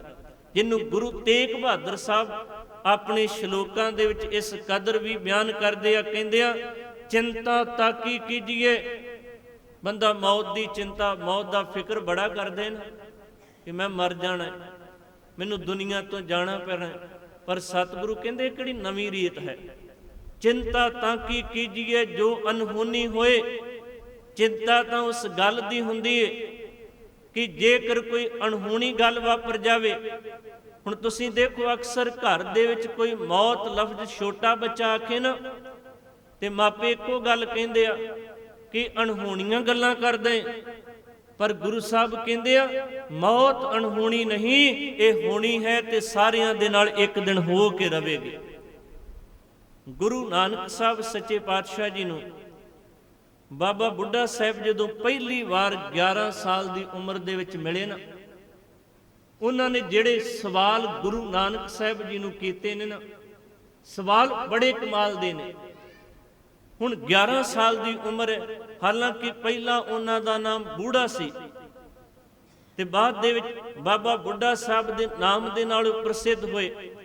ਤੇ ਜਿਹੜੀਆਂ ਗੱਲਾਂ ਜਾਂ ਜਿਹੜੇ ਸਵਾਲ ਉਹਨਾਂ ਨੇ ਛੋਟੀ ਉਮਰ ਦੇ ਵਿੱਚ ਹੀ ਗੁਰੂ ਨਾਨਕ ਸਾਹਿਬ ਜੀ ਨੂੰ ਕੀਤੇ, ਉਹਨਾਂ ਨੇ ਸਵਾਲ ਕੀਤੇ ਸਨ ਕਿ ਜਦੋਂ ਘਰ ਦੇ ਵਿੱਚ ਮਾਂ ਜਿਹੜੀ ਹੈ ਉਹ ਰੋਟੀਆਂ ਬਣਾਉਂਦੀ ਹੈ, ਪ੍ਰਸ਼ਾਦ ਪਾਣੀ ਤਿਆਰ ਕਰਦੀ ਹੈ, ਤੇ ਮੈਂ ਵੇਖਦਾ ਚੁੱਲ੍ਹੇ ਦੇ ਵਿੱਚ ਜਦੋਂ ਬਾਲਣ ਵਜੋਂ ਲੱਕੜੀਆਂ ਪਾਈਆਂ ਜਾਂਦੀਆਂ ਨੇ, ਡਾਈਆਂ ਜਾਂਦੀਆਂ ਨੇ, ਜਿਹੜੀਆਂ ਛੋਟੀਆਂ ਲੱਕੜੀਆਂ ਨੇ ਉਹ ਪਹਿਲਾਂ ਸੜ ਜਾਂਦੀਆਂ ਨੇ ਤੇ ਵੱਡੀਆਂ ਲੱਕੜੀਆਂ ਨੂੰ ਬਾਅਦ ਦੇ ਵਿੱਚ ਅੱਗ ਲੱਗਦੀ ਹੈ।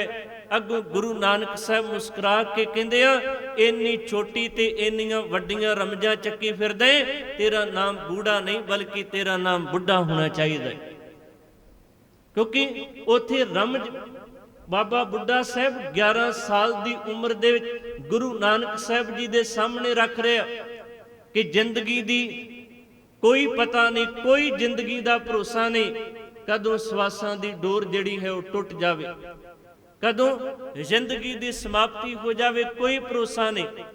ਇੱਥੇ ਕੋਈ ਵਿਸ਼ਵਾਸ ਨਹੀਂ।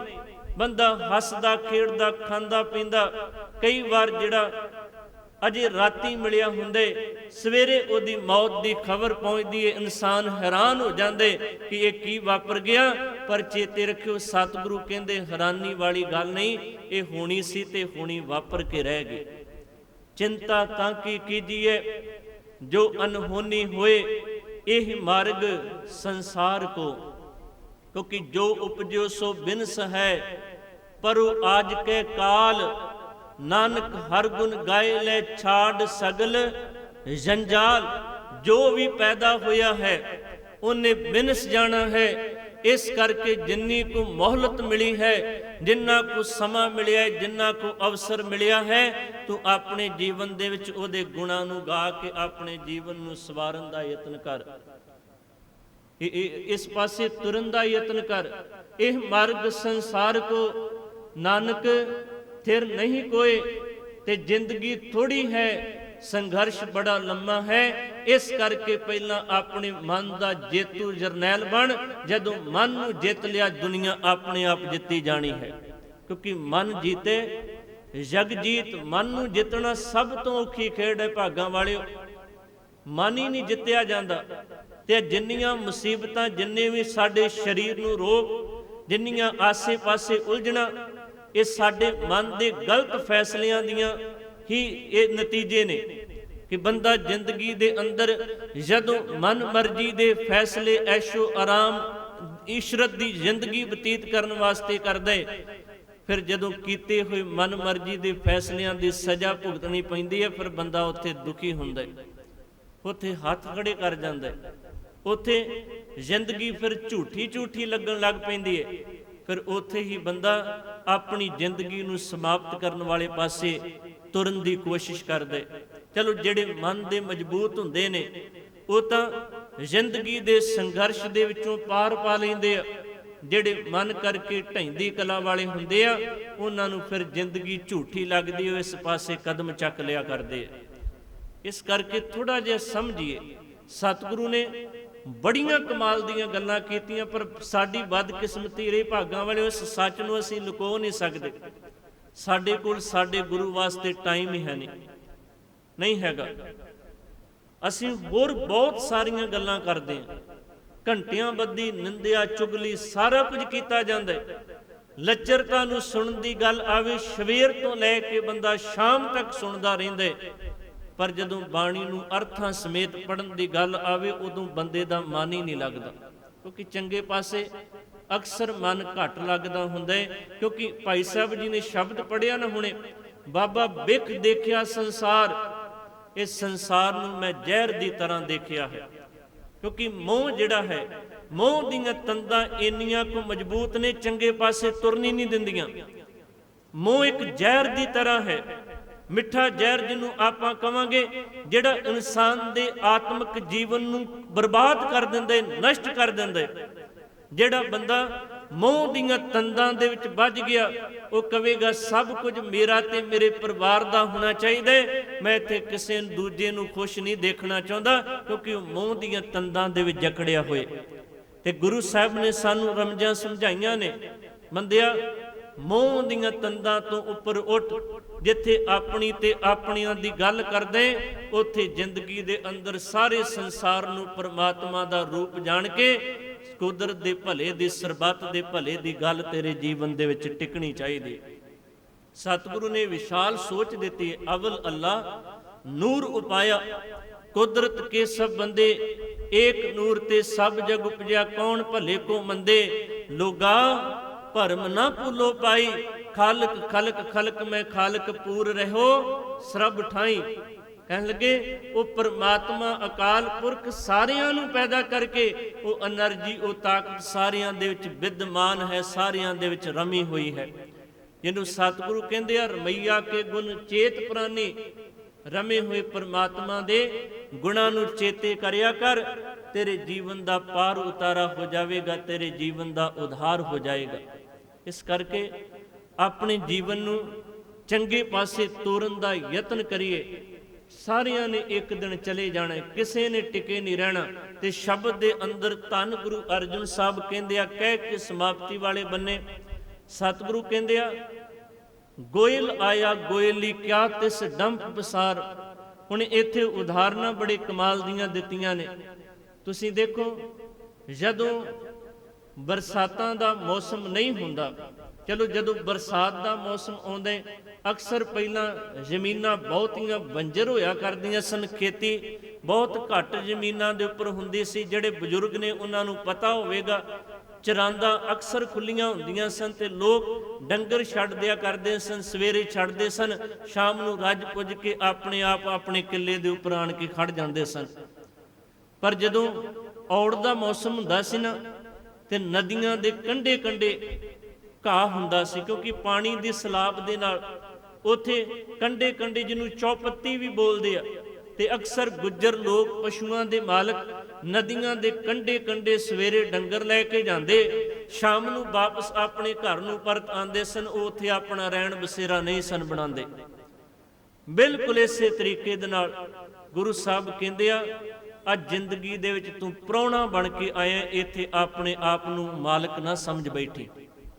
ਤੁਸੀਂ ਪ੍ਰਾਹੁਣਚਾਰੀ ਦੇ ਵਿੱਚ ਜਾਓ, ਦਾਵਾ ਨਹੀਂ ਕਰਦੇ ਉੱਥੇ ਕਿ ਆ ਮੇਰੀ ਮਲਕੀਅਤ ਹੈ, ਉੱਥੇ ਦਾਵਾ ਨਹੀਂ ਠੋਕਿਆ ਜਾਂਦਾ। ਤੇ ਪਰ ਸਤਿਗੁਰੂ ਕਹਿੰਦੇ ਨੇ, ਤੂੰ 4 ਦਿਨ ਦਾ ਪ੍ਰਾਹੁਣਾ ਬਣ ਕੇ ਇੱਥੇ ਹਰ ਚੀਜ਼ ਤੇ ਦਾਵਾ ਠੋਕ ਰਹੇ ਕਿ ਆ ਵੀ ਮੇਰਾ ਹੈ, ਆ ਵੀ ਮੇਰਾ ਹੈ। ਇੱਥੇ ਕੁਝ ਵੀ ਆਪਣਾ ਨਹੀਂ, ਇੱਥੇ ਤੂੰ ਪ੍ਰਾਹੁਣਾ ਬਣ ਕੇ ਆ, ਦਾਵਾ ਕਿਸ ਗੱਲ ਦਾ? ਕਿਉਂਕਿ ਦਾਵੇ ਦਾਜਨ ਹੋਤ ਹੈ, ਨਿਰਦਾਵੇ ਰਹਿ ਨਿਸੰਕ। ਕਹਿਣ ਲੱਗੇ, ਜਦੋਂ ਬੰਦਾ ਦਾਵਾ ਠੋਕਣ ਲੱਗ ਪੈਂਦੇ, ਜੀਵਨ ਦੇ ਵਿੱਚ ਮੁਸੀਬਤ ਉਦੋਂ ਹੀ ਖੜੀ ਹੋਣੀ ਸ਼ੁਰੂ ਹੋ ਜਾਂਦੀ ਹੈ। ਇਸ ਕਰਕੇ ਸਮਝੀਏ, ਗੋਇਲ ਆਇਆ ਗੋਇਲੀ ਕਿਆ ਤਿਸ ਡੰਪ ਪਸਾਰ।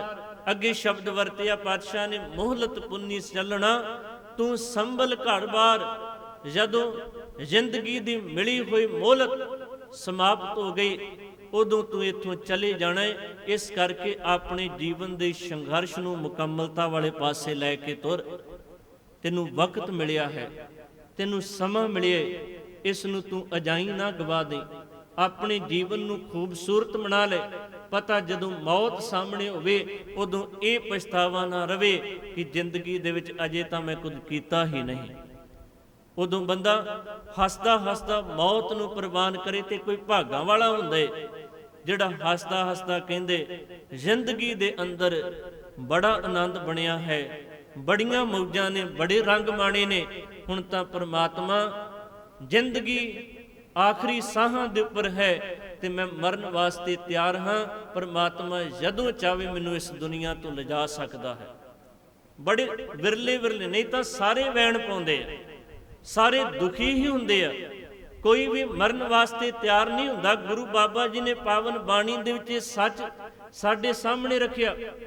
ਕਹਿਣ ਲੱਗੇ ਰੱਜ ਨਾ ਕੋਈ ਜੀਵਿਆ, ਪਹੁੰਚ ਨਾ ਚੱਲਿਆ ਕੋਈ, ਅੱਜ ਤੱਕ ਜੀ ਜੀ ਕੇ ਕੋਈ ਰੱਜਿਆ ਹੀ ਨਹੀਂ। ਪਹੁੰਚ ਨਾ, ਕਹਿਣ ਲੱਗੇ ਜ਼ਿੰਦਗੀ ਤੋਂ ਕਦੇ ਵੀ ਬੰਦਾ ਅੱਕਦਾ ਨਹੀਂ, ਭਾਵੇਂ ਜਿੰਨੀ ਮਰਜ਼ੀ ਲੰਮੀ ਹੋ ਜਾਵੇ। ਪਹੁੰਚ ਨਾ ਚੱਲਿਆ ਕੋਈ। ਫਿਰ ਅੱਗੇ ਸ਼ਬਦ ਵਰਤਿਆ, ਗਿਆਨੀ ਜੀਵੇ ਸਦਾ ਸਦਾ ਸੁਰਤੀ ਹੂੰ ਪਤ ਹੋਏ। ਜਿਹੜੇ ਗਿਆਨਵਾਨ ਤੇ ਸਮਝਵਾਨ ਬੰਦੇ ਨੇ ਨਾ, ਉਹ ਜ਼ਿੰਦਗੀ ਭਾਵੇਂ ਉਹਨਾਂ ਦੀ ਛੋਟੀ ਹੁੰਦੀ ਹੈ, ਪਰ ਉਹ ਲੋਕਾਂ ਦੇ ਦਿਲਾਂ ਦੇ ਉੱਪਰ ਰਾਜ ਕਰਦੇ ਆ, ਉਹ ਹਮੇਸ਼ਾ ਜਿਉਂਦੇ ਆ। ਸਾਹਿਬਜ਼ਾਦੇ 7 ਤੇ 9 ਸਾਲ ਦੇ ਸਨ, ਦੁਨੀਆ ਸਲਾਮ ਕਰਦੀ ਹੈ, ਕਿਉਂਕਿ ਅਣਖ ਤੇ ਗੈਰਤ ਦੀ ਖਾਤਰ ਇੰਨਾ ਵੱਡਾ ਉਹਨਾਂ ਨੇ ਸਾਕਾ ਵਰਤਾ ਦਿੱਤਾ।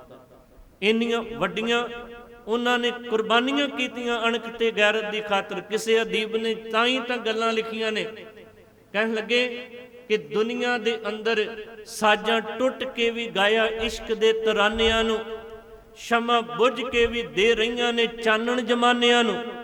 ਸਾਜ਼ ਤਾਂ ਟੁੱਟ ਗਏ, ਸਰੀਰ ਫਨਾ ਹੋ ਗਏ, ਪਰ ਉਹਨਾਂ ਨੇ ਸੱਚ ਦਾ ਪਰਵਾਨਾ ਗਾਇਆ। ਫਿਰ ਵੀ ਕਹਿਣ ਲੱਗੇ ਸ਼ਮਾ ਬੁੱਝ ਗਈ, ਬਲਦੀ ਹੋਈ ਲਾਟ ਬੁੱਝ ਗਈ, ਪਰ ਬੁਝਣ ਦੇ ਬਾਵਜੂਦ ਵੀ ਅੱਜ ਵੀ ਜ਼ਮਾਨਾ ਉਹਨਾਂ ਦੇ ਕੋਲੋਂ ਰੋਸ਼ਨੀ ਲੈ ਰਿਹਾ ਹੈ।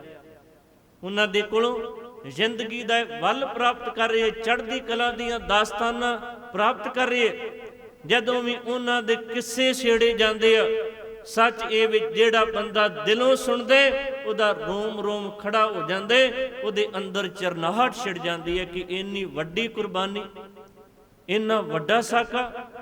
ਇਸ ਕਰਕੇ ਸਮਝੀਏ, ਗਿਆਨੀ ਜੀਵੇ ਸਦਾ ਸਦਾ ਸੁਰਤੀ ਹੂੰ ਪਤ ਹੋਏ।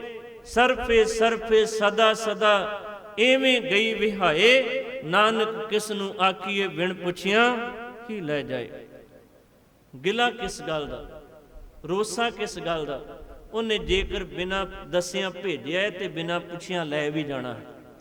ਭੇਜਣ ਲੱਗੇ ਨੇ ਨਹੀਂ ਦੱਸਿਆ ਸੀ ਤੇ ਚੇਤੇ ਰੱਖਿਓ ਲਿਜਾਣ ਲੱਗੇ ਨੇ ਵੀ ਨਹੀਂ ਦੱਸਣਾ। ਇਸ ਕਰਕੇ ਸਮਝੀਏ, ਜ਼ਿੰਦਗੀ ਦੇ ਇਸ ਮਕਸਦ ਨੂੰ, ਇਹਨਾਂ ਅਸੂਲਾਂ ਨੂੰ ਆਪਣੇ ਜੀਵਨ ਦਾ ਆਧਾਰ ਬਣਾ ਲਈਏ। ਸਤਿਗੁਰੂ ਨੇ ਆਖਿਆ ਮੋਹਲਤ ਪੁੰਨੀ ਚੱਲਣਾ ਤੂੰ ਸੰਭਲ ਘਰ ਬਾਰ, ਅੱਗੇ ਰਹਾਉ ਦਾ ਬੰਦ ਹਰ ਗੁਣ ਗਾਉ ਮਨਾ। ਸਤਿਗੁਰ ਸੇਵ ਪਿਆਰ ਕਿਆ ਥੋੜੜੀ ਬਾਤ ਗੁਮਾਨ। ਫਿਰ ਸ਼ਬਦ ਵਰਤਿਆ ਜੈਸੇ ਰਹਿਣ ਪੁਰਾਉਣੇ, ਉੱਠ ਚਲ ਸੇ ਪ੍ਰਭਾਤ ਕਿਆ ਤੂੰ ਰੱਤਾ ਗ੍ਰਸਤ ਸਿਓ ਸਭ ਫੁੱਲਾਂ ਕੀ ਬਾਗਾਤ।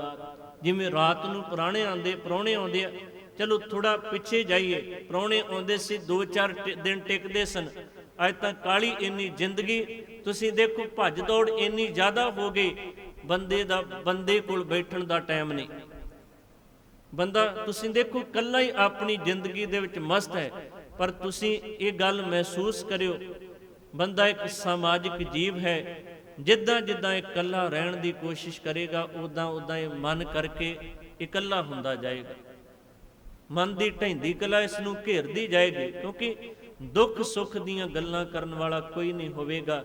ਇਸ ਕਰਕੇ ਤੁਸੀਂ ਦੇਖੋ, ਜਦੋਂ ਇਕੱਠੇ ਪਰਿਵਾਰ ਹੁੰਦੇ ਸਨ, ਜਦੋਂ ਮਨ ਦੀ ਮਜ਼ਬੂਤੀ ਉਦੋਂ ਜ਼ਿਆਦਾ ਹੁੰਦੀ ਸੀ। ਅੱਜ ਜਿੱਦਾਂ ਹੀ ਇਕੱਲੇ ਇਕੱਲੇ ਰਹਿਣਾ ਸ਼ੁਰੂ ਕਰ ਦਿੱਤਾ, ਥੋੜਾ ਜਿਹਾ ਦੁੱਖ ਆਉਂਦੇ ਕੋਈ ਧਰਵਾਸ ਦੇਣ ਵਾਲਾ ਨਹੀਂ ਹੁੰਦਾ, ਬੰਦਾ ਕਦਮ ਗਲਤ ਪਾਸੇ ਚੁੱਕ ਲੈਂਦਾ। ਜਦੋਂ 7-8 ਭਰਾ ਇਕੱਠੇ ਰਹਿੰਦੇ ਸਨ, ਵੱਡੀ ਤੋਂ ਵੱਡੀ ਮੁਸੀਬਤ ਆਉਂਦੀ ਸੀ, ਛੋਟੇ ਭਰਾ ਤੇ ਆ ਜਾਣੀ, ਵੱਡੇ ਨੇ ਥਾਪੜਾ ਦੇ ਕੇ ਕਹਿਣਾ ਕੋਈ ਗੱਲ ਨਹੀਂ ਭਰਾਵਾ, ਪਰਵਾਹ ਨਾ ਕਰੀ, ਇਸ ਮੁਸੀਬਤ ਦੇ ਨਾਲ ਆਪਾਂ ਨਜਿੱਠ ਲਵਾਂਗੇ। ਅੱਜ ਤਾਂ ਪਿਓ ਪੁੱਤ ਦੇ ਕੋਲ ਨਹੀਂ, ਤੇ ਫਿਰ ਉੱਥੇ ਜ਼ਿੰਦਗੀ ਦੇ ਸੰਘਰਸ਼ ਦੇ ਵਿੱਚ ਸਾਥ ਦੇਣ ਵਾਲਾ ਕੌਣ ਹੈ? ਇਹ ਨਿੱਕੀਆਂ ਨਿੱਕੀਆਂ ਗੱਲਾਂ ਜ਼ਿੰਦਗੀ ਦੇ ਅੰਦਰ ਬੜੀਆਂ ਅਹਿਮੀਅਤ ਰੱਖਦੀਆਂ ਨੇ। ਪਰਿਵਾਰ ਇਕੱਠਾ ਹੋਵੇ, ਬੜੇ ਵੱਡੇ ਮਸਲੇ ਨਜਿੱਠ ਲੈ ਜਾਂਦੇ ਆ। ਪਰਿਵਾਰ ਦਾ ਹਰੇਕ ਜੀ ਖੇਰੂ ਖੇਰੂ ਹੋਇਆ ਹੋਵੇ, ਕਿਉਂਕਿ ਬੰਦੇ ਦੇ ਅੰਦਰ ਇਕੱਲਾਪਨ ਜਾਂ ਗਲਤ ਵਿਚਾਰਾਂ ਇਸ ਕਰਕੇ ਘਰ ਕਰ ਚੁੱਕੀਆਂ ਨੇ ਕਿ ਬੰਦੇ ਨੂੰ ਇਕੱਠਿਆਂ ਰਹਿਣਾ ਹੀ ਨਹੀਂ ਆ ਰਿਹਾ, ਬੰਦਾ ਇਕੱਲਾ ਇਕੱਲਾ ਰਹਿਣਾ ਪਸੰਦ ਕਰਦਾ। ਫਿਰ ਉੱਥੇ ਬਹੁਤ ਸਾਰੀਆਂ ਮੁਸੀਬਤਾਂ ਵੀ ਜੀਵਨ ਦੇ ਵਿੱਚ ਇਕੱਠੀਆਂ ਖੜੀਆਂ ਹੋ ਜਾਂਦੀਆਂ ਨੇ। ਇਸ ਕਰਕੇ ਗੁਰੂ ਸਾਹਿਬ ਕਹਿੰਦੇ ਆ, ਜੈਸੇ ਰਹਿਣ ਪ੍ਰਾਹੁਣੇ ਉੱਠ ਚਲਸੇ ਪ੍ਰਭਾਤ, ਕਿਆ ਤੂੰ ਰੱਤਾ ਗ੍ਰਸਤ ਸਿਉ ਸਭ ਫੁੱਲਾਂ ਕੀ ਬਾਗਾਤ। ਫੁੱਲ ਸਵੇਰੇ ਖਿੜਦਾ ਹੈ, ਮਾਲੀ ਤੋੜ ਕੇ ਕਿਤੇ ਜਾ ਕੇ ਉਹਨੂੰ ਸ਼ਿੰਗਾਰ ਦਾ ਰੂਪ ਦੇ ਦਿੰਦਾ ਹੈ। ਬਿਲਕੁਲ ਇਸੇ ਤਰੀਕੇ ਦੇ ਨਾਲ ਤੇਰੀ ਜ਼ਿੰਦਗੀ ਖਿੜੀ ਹੈ। ਜਦੋਂ ਜ਼ਿੰਦਗੀ ਰੂਪੀ ਰਾਤ ਸਮਾਪਤ ਹੋ ਜਾਏਗੀ, ਪ੍ਰਭਾਤ ਹੋਏਗੀ, ਇਹ ਵੀ ਮੁਰਝਾ ਜਾਏਗੀ, ਇਹ ਵੀ ਫੁੱਲ ਤੋੜ ਲਿਆ ਜਾਣਾ ਹੈ। ਕਿਆ ਤੂੰ ਰੱਤਾ ਗ੍ਰਸਤ ਸਿਉ ਸਭ ਫੁੱਲਾਂ ਕੀ ਬਾਗਾਤ। ਫਿਰ ਬਾਬਾ ਜੀ ਸ਼ਬਦ ਵਰਤਦੇ ਆ, ਮੇਰੀ ਮੇਰੀ ਕਿਆ ਕਰੇ ਜਿਨ ਦੀਆ ਸੋ ਪ੍ਰਭ ਲੋੜ। ਕੀ ਬੰਦਿਆ ਮੇਰੀ ਮੇਰੀ ਕਰ ਰਿਹਾ, ਜਿਨਨੇ ਸਾਰਾ ਕੁਝ ਦਿੱਤਾ ਹੈ ਉਹਦਾ ਸ਼ੁਕਰਾਨਾ ਕਰਿਆ ਕਰ, ਉਹਦੇ ਦਰ ਦੇ ਉੱਪਰ ਜੁੜ ਕੇ ਅਰਦਾਸ ਕਰਿਆ ਕਰ, ਧੰਨਵਾਦ ਕਰਿਆ ਕਰ। ਹੁਣ ਤੁਸੀਂ ਦੇਖੋ, ਬੰਦਾ ਕਿਸੇ ਦੇ ਕੋਲੋਂ ਥੋੜੀ ਜਿਹੀ ਚੀਜ਼ ਲੈਂਦਾ ਹੈ ਨਾ, ਉਹਦਾ ਸ਼ੁਕਰ ਆਪਾਂ ਕਰਦੇ ਹਾਂ। ਜਿਨਨੇ ਆ ਬੇਸ਼ਕੀਮਤੀ, ਜਿਹਦੀ ਕੀਮਤ ਹੀ ਕੋਈ ਨਹੀਂ, ਇੰਨਾ ਸੋਹਣਾ ਸਰੀਰ ਘੜ ਕੇ ਸਾਨੂੰ ਦੇ ਦਿੱਤਾ, ਬੰਦਾ ਉਹਨੂੰ ਹੀ ਭੁੱਲਿਆ ਬੈਠਾ ਹੈ। ਜਿਹਨੂੰ ਗੁਰੂ ਅਮਰਦਾਸ ਸੱਚੇ ਪਾਤਸ਼ਾਹ ਜੀ ਕਹਿੰਦੇ, ਇਹ ਸ਼ਰੀਰਾ ਮੇਰਿਆ ਇਸ ਜਗ ਮੈਂ ਆਏ ਕੇ ਕਿਆ ਤੁਧ ਕਰਮ ਕਮਾਇਆ, ਕਿ ਕਰਮ ਕਮਾਇਆ ਤੁਧ ਸ਼ਰੀਰਾ ਜਾਂ ਤੂੰ ਜਗ ਮੈਂ ਆਇਆ। ਫਿਰ ਸ਼ਬਦ ਵਰਤਿਆ, ਜਿਨ ਹਰ ਤੇਰਾ ਰਚਨ ਰਚਿਆ ਸੋ ਹਰ ਮਨ ਨਾ ਵਸਾਇਆ। ਹੁਣ ਜਿਹੜਾ ਬੰਦਾ ਭੁੱਲਿਆ, ਗੁਰੂ ਸਾਹਿਬ ਕਹਿੰਦੇ ਦੁਰਲਭ ਦੇਹ ਪਾਈ ਵਡਭਾਗੇ, ਨਾਮ ਨਾ ਜਪਹਿ ਤੇ ਆਤਮ ਘਾਤੇ। ਇੰਨਾ ਸੋਹਣਾ ਦੁਰਲਭ ਸਰੀਰ ਲੈ ਕੇ ਉਹਦਾ ਸ਼ੁਕਰ ਨਹੀਂ ਕਰਦਾ, ਕਿਸੇ ਦਾ ਕੁਝ ਨਹੀਂ ਵਿਗਾੜ ਰਿਹਾ, ਬਲਕਿ ਤੂੰ ਆਪਣੇ ਆਪ ਦੇ ਨਾਲ ਆਤਮ ਘਾਤ ਆਪ ਕਰ ਰਹੇ, ਆਪਣਾ ਨੁਕਸਾਨ ਆਪ ਕਰ ਰਹੇ। ਇਸ ਕਰਕੇ ਆਖਿਆ, ਮੇਰੀ ਮੇਰੀ ਕਿਆ ਕਰੇ ਜਿਨ ਦੀਆ ਸੋ ਪ੍ਰਭ ਲੋੜ। ਸਰ ਪਰ ਉੱਠੀ ਚੱਲਣਾ ਛੱਡ ਜਾਸੀ ਲੱਖ ਕਰੋੜ। ਇੱਕ ਦਿਨ ਲੱਖਾਂ ਕਰੋੜਾਂ ਜਿਹੜੇ ਇਕੱਠੇ ਕੀਤੇ ਨੇ, ਇਹਨਾਂ ਨੂੰ ਵੀ ਛੱਡ ਕੇ ਤੁਰ ਜਾਣਾ ਹੈ। ਜਿਨ੍ਹਾਂ ਨੂੰ ਆਪਣਾ ਆਪਣਾ ਕਹਿੰਦਾ ਸੀ, ਚੇਤੇ ਰੱਖੀ, ਉਹਨਾਂ ਨੇ ਹੀ ਕਹਿਣਾ ਹੈ ਕਿ ਹੁਣ ਇਹਦੇ ਵਿੱਚ ਆਪਣਾ ਕੁਝ ਨਹੀਂ, ਇਹ ਮ੍ਰਿਤਕ ਸਰੀਰ ਹੈ, ਇਹਨੂੰ ਆਪਣੀ ਥਾਂ ਦੇ ਉੱਪਰ ਲਿਜਾ ਕੇ ਸਾਂਭ ਦੇਣਾ ਚਾਹੀਦਾ। ਬੰਦੇ ਦਾ ਨਾਮ ਓਨੀ ਦੇਰ ਤੱਕ ਰਹਿੰਦੇ ਜਾਂ ਲਿਆ ਜਾਂਦੇ ਜਿੰਨੀ ਦੇਰ ਤੱਕ ਉਹਦੇ ਅੰਦਰ ਪ੍ਰਾਣ ਨੇ, ਸਵਾਸ ਨੇ। ਜਦੋਂ ਹੀ ਪ੍ਰਾਣ ਨਿਕਲ ਜਾਂਦੇ ਆ, ਸਵਾਸ ਮੁੱਕ ਜਾਂਦੇ ਆ, ਮਿੱਟੀ ਦੀ ਢੇਰੀ ਨੂੰ ਫਿਰ ਕੋਈ ਨਹੀਂ ਕਹਿੰਦਾ। ਉੱਥੇ ਕੋਈ ਸ਼ਬਦ ਵਰਤਿਆ ਜਾਂਦਾ, ਇਹ ਮ੍ਰਿਤਕ ਸਰੀਰ ਹੈ, ਇਹਨੂੰ ਘਰ ਦੇ ਵਿੱਚ ਨਹੀਂ ਰੱਖੀਦਾ, ਇਹਨੂੰ ਇਹਦੀ ਥਾਵੇਂ ਲਿਜਾ ਕੇ ਸੰਭਾਲ ਦੇਣਾ ਚਾਹੀਦਾ। ਇਹੀ ਸ਼ਬਦ ਵਰਤੇ ਜਾਂਦੇ ਹਨ, ਕਿਉਂਕਿ ਨਾਮ ਸਾਰਾ ਕੁਝ ਪਿੱਛੇ ਛੁੱਟ ਗਿਆ।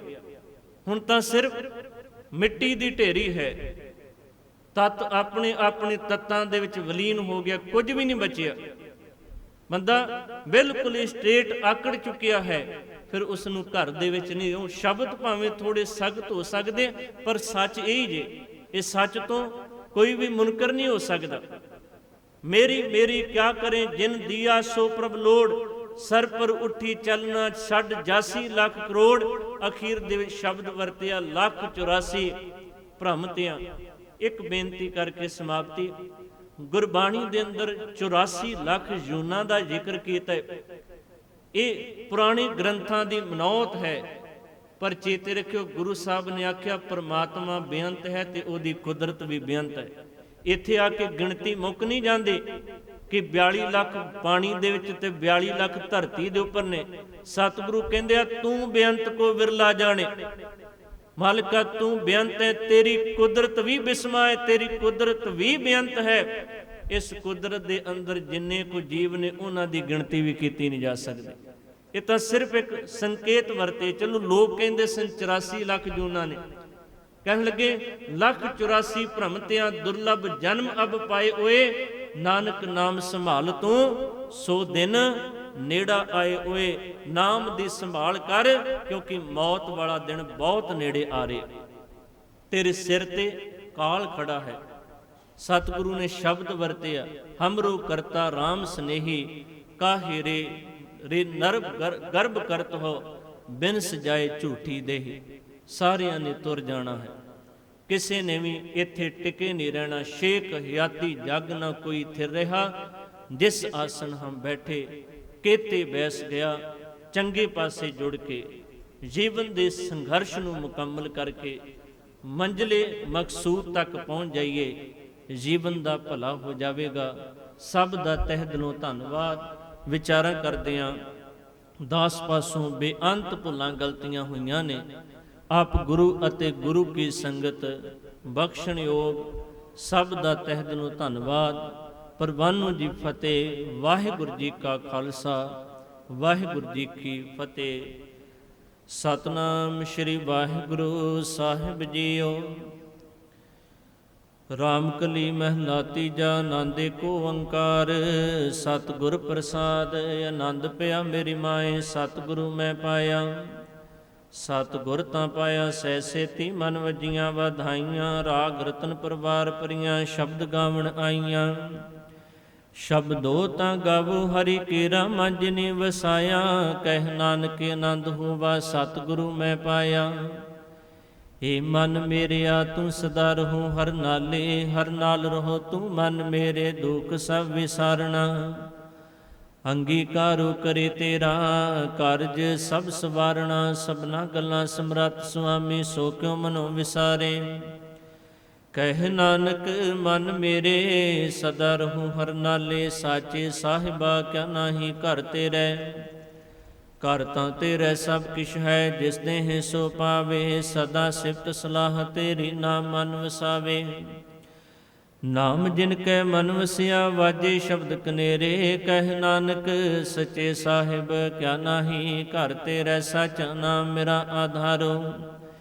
ਸਾਚ ਨਾਮ ਆਧਾਰ ਮੇਰਾ ਜਿਨ ਭੁੱਖਾਂ ਸਭ ਗਵਾਈਆਂ। ਕਰ ਸ਼ਾਂਤ ਸੁਖ ਮਨ ਆਏ ਵਸਿਆ ਜਿਨ ਇੱਛਾ ਸਭ ਪੂਜਾਈਆਂ।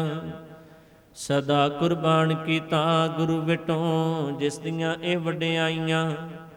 ਕਹਿ ਨਾਨਕ ਸੁਣੋ ਸੰਤੋ ਸ਼ਬਦ ਧਰੋ ਪਿਆਰੋ। ਸਾਚਾ ਨਾਮ ਮੇਰਾ ਆਧਾਰੋ। ਵਾਜੇ ਪੰਜ ਸ਼ਬਦ ਤਿਤ ਘਰ ਸੁਭਾਗੇ। ਘਰ ਸੁਭਾਗੇ ਸ਼ਬਦ ਵਾਜੇ ਕਲਾ ਜਿਤ ਕਰ ਧਾਰੀਆ। ਪੰਚ ਦੂਤ ਤੁਧ ਵਸ ਕੀਤੇ ਕਾਲ ਕੰਟਕ ਮਾਰਿਆ। ਤੁਰ ਕਰਮ ਪਾਇਆ ਤੁਜਨ ਕੋ ਸੇ ਨਾਮ ਹਰ ਕੈ ਲਾਗੇ। ਕਹਿ ਨਾਨਕ ਤੈ ਸੁਖ ਹੋਵਾ ਤਿਤ ਕਰ ਅਨਹਦ ਵਾਜੇ। ਆਨੰਦ ਸੁਣੋ ਵੱਡ ਭਾਗੀ ਹੋ ਸਗਲ ਮਨੋਰਥ ਪੂਰੇ। ਪਾਰ ਬ੍ਰਹਮ ਪ੍ਰਭ ਪਾਇਆ ਉਤਰੇ ਸਗਲ ਵਿਸੂਰੇ। ਦੁਖ ਰੋਗ ਸੰਤਾਪ ਉਤਰੇ ਸੁਣੀ ਸਚੀ ਬਾਣੀ। ਸੰਤ ਸਾਜਨ ਭੈ ਸਰਸੇ ਪੂਰੇ ਗੁਰ ਤੇ ਜਾਣੀ। ਸੁਣਤੇ ਪੁਨੀਤ ਕਹਤੇ ਪਵਿੱਤ ਸਤਿਗੁਰ ਰਹਾ ਭਰਪੂਰੇ। ਬਿਨਵੰਤ ਨਾਨਕ ਗੁਰ ਚਰਨ ਲਾਗੇ ਵਾਜੇ ਅਨਹਦ ਤੂਰੇ। ਸੁਣਤੇ ਪੁਨੀਤ ਕਹਤੇ ਪਵਿੱਤ ਸਤਿਗੁਰ। ਬਿਨਵੰਤ ਨਾਨਕ ਗੁਰ ਚਰਨ ਲਾਗੇ ਵਾਜੇ ਅਨਹਦ ਤੂਰੇ। ਵਾਹਿਗੁਰੂ ਜੀ ਕਾ ਖਾਲਸਾ, ਵਾਹਿਗੁਰੂ ਜੀ ਕੀ ਫਤਿਹ। ਤੂੰ ਠਾਕੁਰ